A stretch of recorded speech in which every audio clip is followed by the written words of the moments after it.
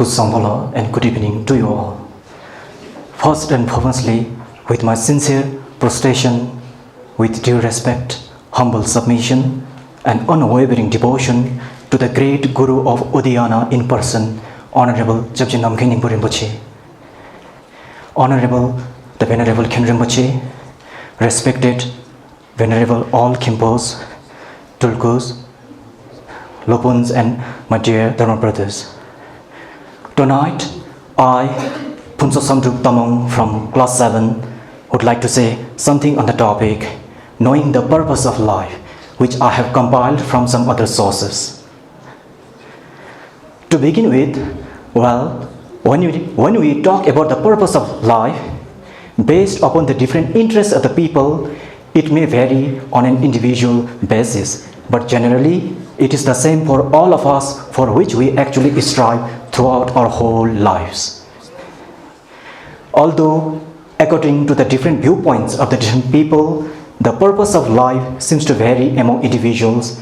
Whatever one chooses to do in life, apart from what actually is expected out of human life, is simply the result of one's capability driven by the worldly interests, which may not have a true sense of peace and security to oneself at the end. Yet, life goes on in full ignorance. As Buddha said that all living beings arise from the ignorance, and this is why understanding the purpose of life is very important, so that we don't waste our precious lives. We are born, we undergo a continuous change, and eventually we have to leave this earth without any options. The life is so fragile. As saying goes, tomorrow or next life, which comes first, we never know. We never really know when actually our final time comes, whereby we cannot do anything except to shed tears with endless emotions and to make a helpless wish to live once again, provided if we have not lived in a way as it should be lived.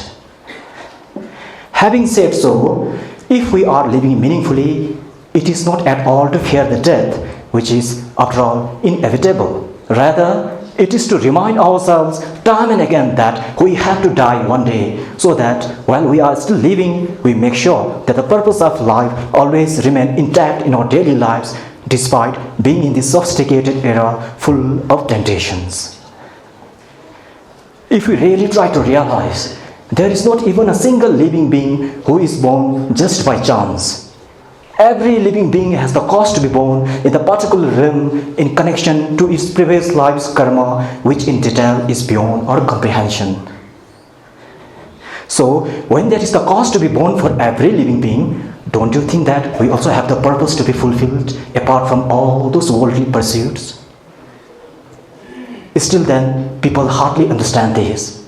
Indeed, it is really sad to know the fact that the most of the people live their lives in a way as if they are never going to die. And then they die not even knowing and utilizing the precious human potential to emancipate oneself from the bondage of this endless ocean of sufferings and insecurity.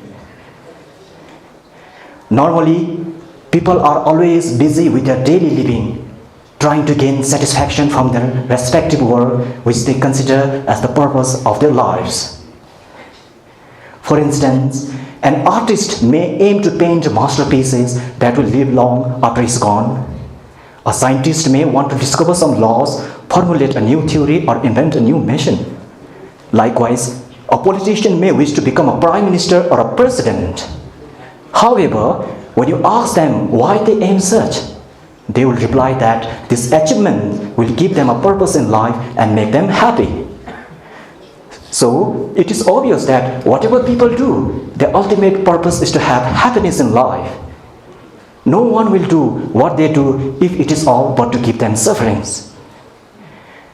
Everyone wants happiness in life. Yet, the way people work for it shows that its attainment is so elusive, because in today's world, people are distracted by their craving minds and all those negative emotions, and they are hardly on a way towards the attainment of the real everlasting happiness. For most of the people, the happiness simply means when the things go in a way as they want, or when they are able to accomplish the object of their desires. People usually try to gain happiness in life through accumulation. When they are not successful in getting what they want, and most probably when they fail to derive pleasure from the sense satisfaction, then they unnecessarily pine and suffer. Generally, in the pursuit of one's own happiness, we usually ignore to consider others' happiness. We move forward in life with selfish motives, searching for the happiness in materialism, and at times we get comprehensively lost in the fulfillment of our own desires to the extent that even we forget to act morally sometimes. It is the habit of humans' ignorant mind that we do not realize our own mistakes, and we easily become jealous of others who are successful. But on the contrary, it really takes a long time for the ignorant one to appreciate the good deeds of others. In fact, even if we are unable to do good things like others, but if we always have the good heart to appreciate them for their noble deeds, it is said that the merit gained by the one who had actually done the work and the one who always had the heart of appreciation for it is equal. However, for most of the people, those noble words said by the great masters of the past and present are nothing but merely a saying without any deeper sense of meaning getting into their minds, and therefore they do not understand and ignore to follow them. We fail to understand that the sense of happiness we derive from material possession can never bring the inner lasting peace of mind. The more we crave, the more we suffer, because we cannot always get what we want. And even if we are successful in fulfilling all our desires, now hereafter again we suffer in fear of losing them, or this time we want even more.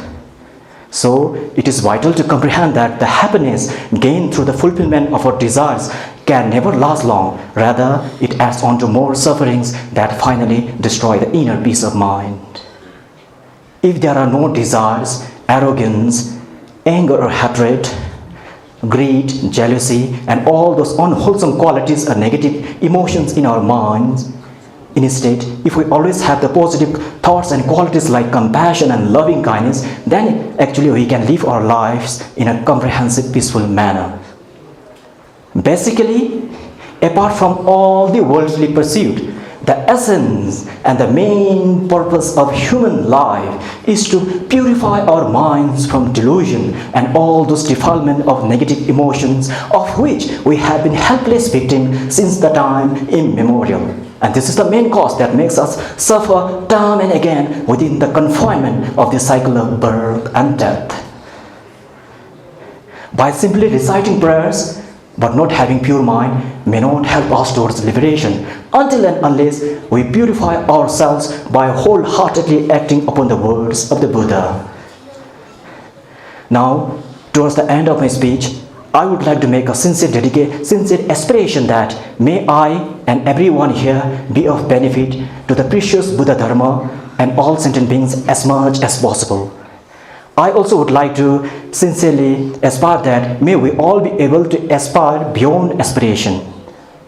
So, lastly but not the least, I would like to conclude my speech here with my heartfelt dedication that may we all be able to attain Buddhahood soon for the benefit of all sentient beings. May the precious bodhicitta arise where it has not yet arisen, and where it has already arisen, may it never deteriorate, but flourish more and more. Thank you and Konnichiwa.